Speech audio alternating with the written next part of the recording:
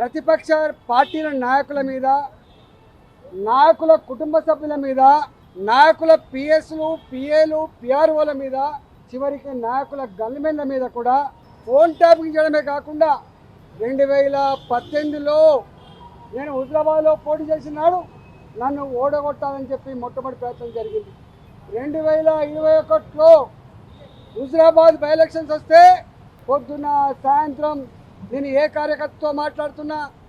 ఏ ప్రజలతో మాట్లాడుతున్నా, ఏం మాట్లాడుతున్నా ఇవన్నీ కూడా ట్యాప్ చేసి రాత్రి కల్లా వాళ్ళ ఇళ్ళలో పోయి ఇటాను ఈట ల్యాండ్తో మాట్లాడినావు,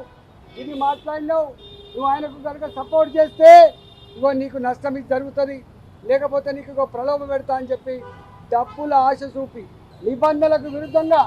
ఎస్ఐబి అనేది ఒక బాధ్యతమైన సంస్థ, దానికి ప్రభాకర్ రావు గారిని మొట్టమొదటిగా నియమించింది.